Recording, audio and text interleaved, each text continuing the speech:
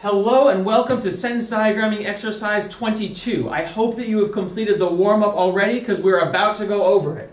This warm-up with its fill in the blanks is a summary of all the knowledge that we've covered and that you have at this time about complex sentences and subordinating conjunctions. Here we go. Independent clauses can stand on their own as complete thoughts. Dependent or subordinate clauses cannot. Number 2, when diagramming a complex sentence, it is important to address the independent clause first. Number 3, you can tell a subordinating conjunction from a coordinating one because it is not a fanboy's word. See, if you memorize the fanboy's words, then you don't have to memorize the subordinating conjunctions. Number 4, dependent clauses almost always answer the question how, when, or why, and can thus be thought of as giant adverbs. Number 5, because they are conjunctions and because they act as giant adverbs, that would be dependent clauses, are diagrammed on dotted diagonal lines, or subordinating conjunctions are diagrammed on dotted diagonal lines. Complex sentences consist of one independent and one dependent or subordinate clause and are reversible. Either clause can come first, and that affects whether the comma is mandatory or optional in the punctuation department. Okay, let's erase and scroll up and we'll do a couple sentences together.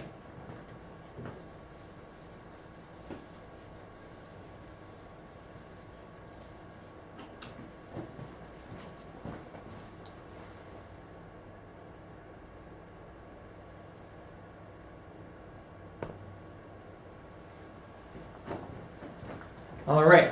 We're going to start by labeling the parts of each sentence above the appropriate word and the part of speech below every word before we diagram each sentence. So the first thing that you will need to do, we'll work through this one bit by bit, is figure out which clause is independent and which clause is dependent, because we are going to work with the independent clause first. That's right, you remember it, I'm glad. Okay, true story. When Mr. Day's great-grandparents came from Canada to the United States, they came with 2 children and no paperwork. So this is my mom's family. They came to the United States from Nova Scotia. Okay, so the question is, which of these clauses is independent and which one is dependent? Figure that out before you do anything else.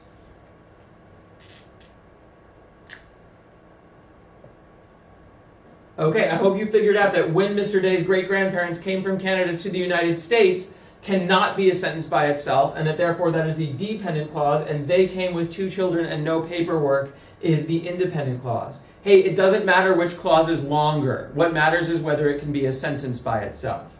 Okay, so they came with 2 children and no paperwork is the one we're going to work with first. Your first step is to identify the parts of speech. Start that process by parenthesizing the parts of sentence. Your first step is going to be to identify the parts of sentence. Start that process by parenthesizing prepositional phrases, and then work yourself through the subject, predicate, predicate adjective, direct object, predicate nominative, and indirect object. Ready, go. Pause the video.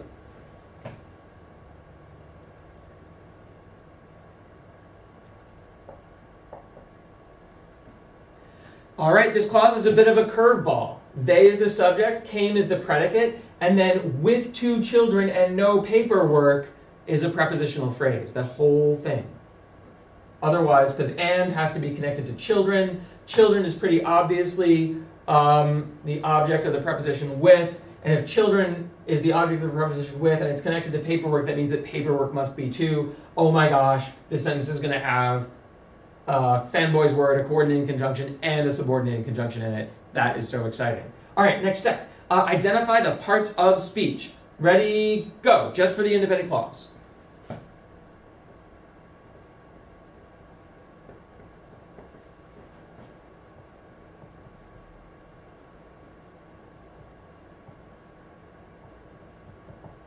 Okay, I hope you got this.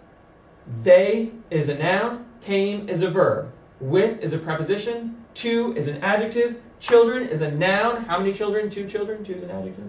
And is a coordinating conjunction. No is an adjective describing paperwork. And it's diagramming time. but we didn't do the first clause yet. No, we didn't do the first clause yet, and the reason we didn't do the first clause is because we want to deal with the independent clause first. And they came with 2 children and no paperwork. Here we go. Start by constructing the main line. Should be simple.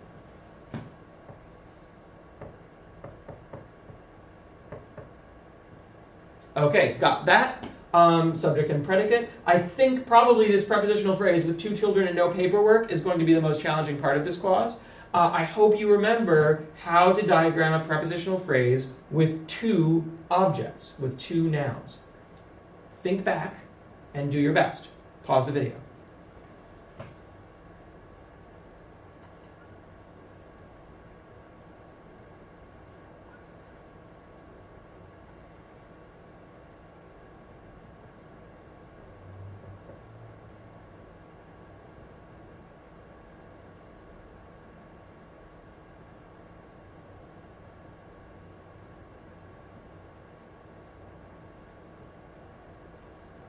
Okay, I hope you came up with something like this. With is the preposition, children and paperwork. How many children? 2 children. How much paperwork? No paperwork.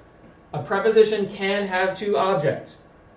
Where we would have 1 horizontal line, it instead splits to become 2 horizontal lines. Okay, let's do the subordinating conjunction next.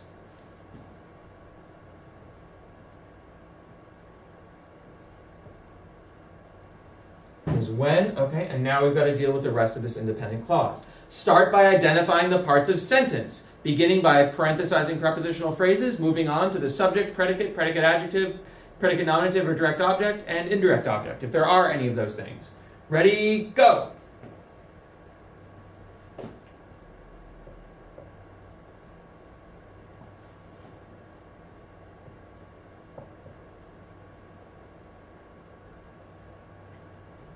Okay, I hope you got great-grandparents as the subject of the sentence and not Mr. Days, and I hope you got came as the predicate.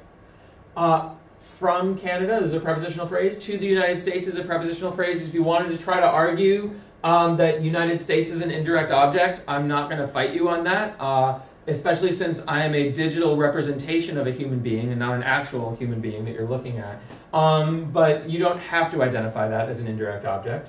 And that's really all there is to the parts of sentence. There's no what that they came, there's just how, from Canada to the United States. Please pause the video again and identify the parts of speech here.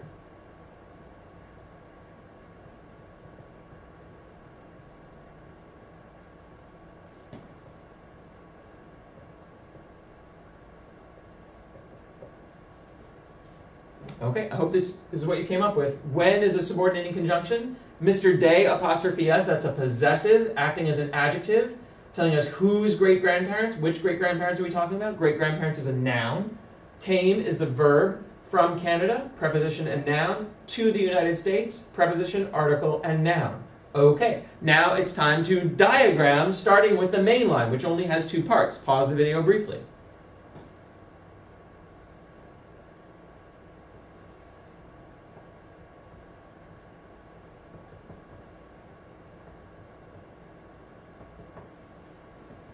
Okay, and I hope you got this, that the when is already there.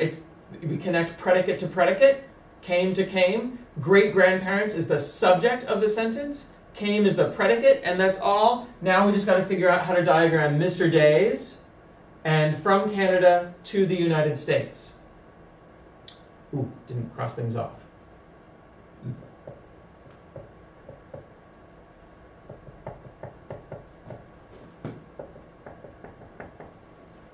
Okay, pause the video, figure it out, do your best.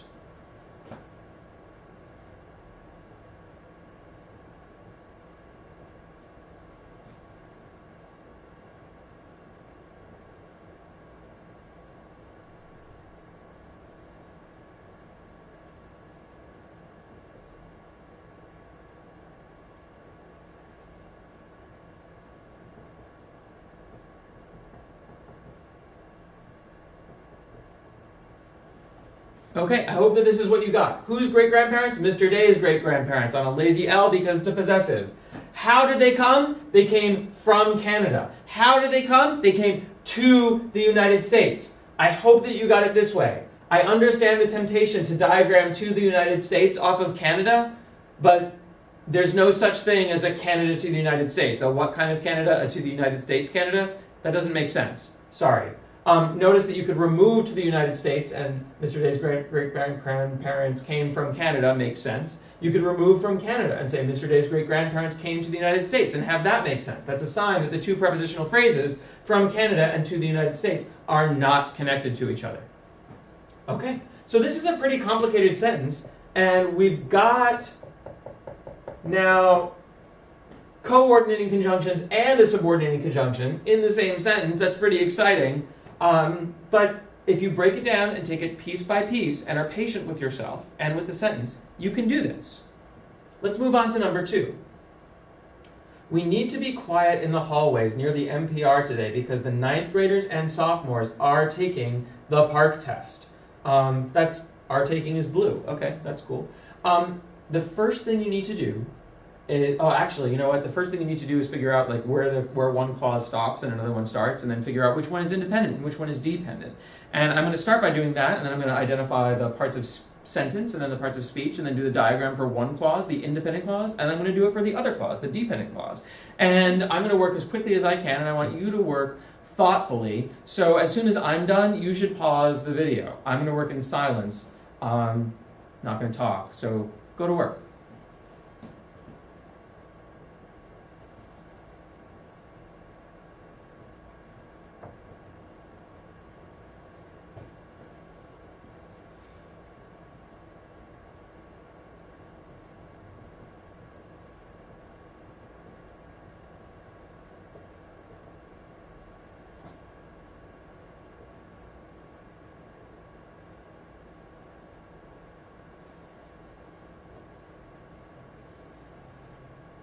Let me get that.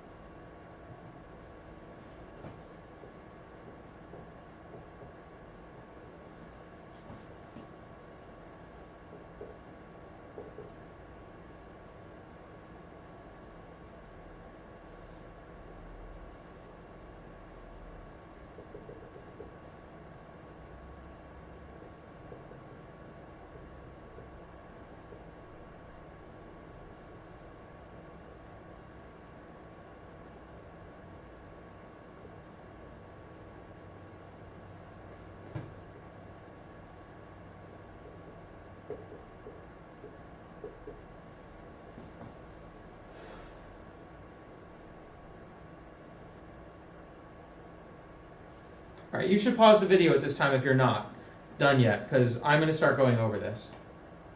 We need to be quiet in the hallways near the MPR today because the 9th graders and sophomores are taking the park test. Because is the subordinating conjunction. So because the 9th graders and sophomores are taking the park test, that's the dependent clause. We're not going to talk about that yet. We need to be quiet in the hallways near the MPR today is the independent clause. That's what we are going to talk about. We is the subject, need to be is the predicate, quiet is the predicate adjective, and I just realized I didn't parenthesize my prepositional phrases. We as a noun, need to be as a verb, quiet as an adjective. In is a preposition, the as an article, hallways is a noun. Near is a preposition, the is an article, NPR is a noun. Today is an adverb, it answers the question when. Here comes the diagram, the main line first. We is the subject, need to be is the predicate, quiet is the predicate adjective. When do we need to be quiet? Today. So that's an adverb, just comes off of the predicate. Notice we could move it to the beginning of the sentence. Today, we need to be quiet in the hallways near the NPR. Okay. And in what manner? How do we need to be quiet? In the hallways near the NPR. That, I think, is going to be coming off of the predicate too, because we could say, in the hallways near the NPR, we need to be quiet today. Yeah, we could say that. So I think that comes off of the predicate as well. In hallways, the. Which hallways are we talking about? Are we talking about all the hallways or just some of them? Well, actually, in the hallways near the NPR. Near the NPR describes hallways, which comes again off of the predicate. Quiet is the predicate adjective. We need to be, what? Quiet. How? In the hallways. Which hallways? Near the NPR. When? Today. And then here comes the subordinating conjunction, because, and now we're into the dependent clause, which is hanging down from the independent clause. Why? Because the ninth graders and sophomores are taking the PARCC test. And here, now we've got to do the parts of sentence again. There are two subjects, ninth graders, sophomores. Each of those is a subject. Are taking is the predicate. Are taking what? Are taking test. There are no prepositional phrases in this clause. Test is the direct object. Okay, let's talk about parts of speech. The is an article, ninth graders is a noun. And is a coordinating conjunction, sophomores is a noun. Are taking is a verb, the is an article, PARCC is an adjective, and test is a noun. To set up the main line, we're looking at this two subjects, the predicate and the direct object. Here's our predicate connected to because. Need to be and because are connected because they're the predicates. Are taking what? Are taking test. There's the direct object, and here's the line crossing the main line to separate the subject from the predicate.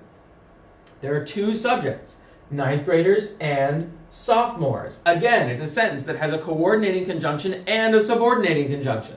You need to be able to see when a coordinating conjunction is just joining two things together, or when it's joining two clauses together, or when it's joining two words together, or when it's joining two clauses together.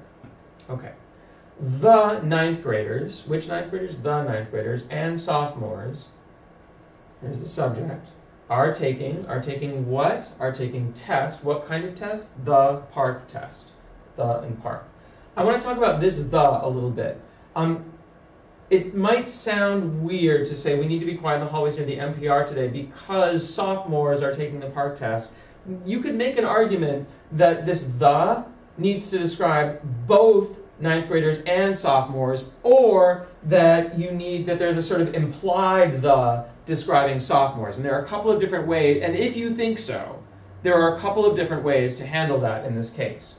So if you think there's an implied the before sophomores, you could just imply a the in your diagram. It's in parentheses because it's not actually in the sentence. If you wanted this the to describe both ninth graders and sophomores, there's something you can do for that too.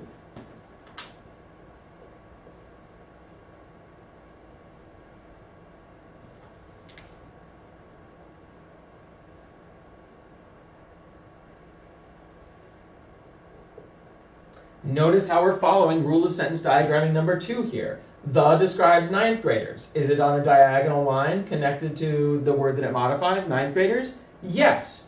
The describes sophomores. Is it on a diagonal line connected to the line that the thing that describes is on? Yes, it's connected to sophomores. So you could do something like this and write the on it if you needed that one the to describe both ninth graders and sophomores. And sometimes you'll actually have to do something like this. If we say, like, the sleepy toddlers and first graders, you would need to have sleepy on a diagonal line, that crosses both that connects to both horizontals like that to say, so you can say sleepy toddlers and sleepy first graders with only one word sleepy, just like the ninth graders and the sophomores with just one the. All right, I hope you found that as awesome as I do, which is pretty awesome. Let me tell you, let's just make sure we've got everything here. the ninth graders and sophomores are taking the park test. Okay, bat flip, and we're done. Much success to you on the practice sentences.